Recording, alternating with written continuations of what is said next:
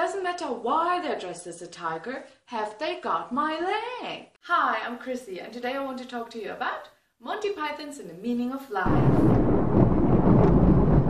If you don't know who the Monty Pythons are, I'm assuming that you're really young, or lived in a cave for the past 46 years. In that case, you missed a lot of stuff. The moon landing, the Beatles splitting up, the birth of the first test tube baby, the Game Boy, the end of communism in the Czech Republic, Jennifer Aniston, the Titanic, both the wreck and the movie, the first female astronaut, first female prime minister, Ebola, the beginning and the end of the Cold War, the finale of How I Met Your Mother, the finale of Breaking Bad, 11 Winter Olympics, and Monty Python's The Meaning of Life. The Monty Pythons were a comedy sextet. That's what you call an ensemble consisting of 6 people. They started out in 1969 with the comedy TV sketch show Monthy Phyton's Flying Circus. It went on for 3 seasons, and after that the group pursued different projects, including 5 movies. Little fun fact, back in the 70s the BBC would delete and reuse their tapes on a regular basis. So many great programs are not available today because the BBC taped over them. When Terry Gilliam, the Python responsible for their famous animation, heard that the BBC was about to delete Flying Circus episodes in order to create space for new material, he bought all the movie reels. Well, the ones with Flying Circus on them. He didn't just buy all the movie reels.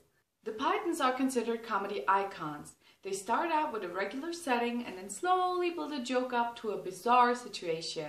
That type of comedy is referred to as Pythonesque. It's a thing, look it up. The movie was released in 1983. It was the last movie the Monty Pythons ever made. Its premise is to educate some philosophically curious fish and the audience about the meaning of life by using a string of sketches and short stories that are broken down into chapters going from the miracle of birth to death in a different way than you would expect. The movie's over 3 decades old, but I think it aged very well. I grew up in the 90s and I can't always appreciate good old films because my brain is just used to edgier and faster material. Do you know what I mean? It's like with Agatha Christie crime novels. I can't enjoy them anymore because I've seen too many CSI episodes where they catch crazier killers in a shorter amount of time. But The Meaning of Life is really entertaining to this day, and I've seen it 100 times.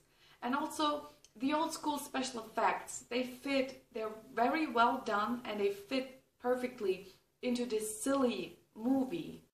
The movie has some great musical numbers in there, which I love. I listen to them on my Spotify, like just for fun, as opposed to the other songs which I don't listen to for fun.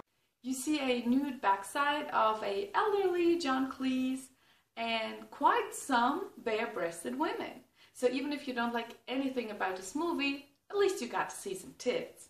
The Meaning of Life might not be as iconic or popular as The Life of Brian or The Holy Grail, but it will always have a spot in my heart as one of my all-time favorite movies. And it has like a 90% on Rotten Tomatoes. I mean, that is good. Thank you so much for watching, and remember, the meaning of life is to give your life a meaning. Or just get a cat.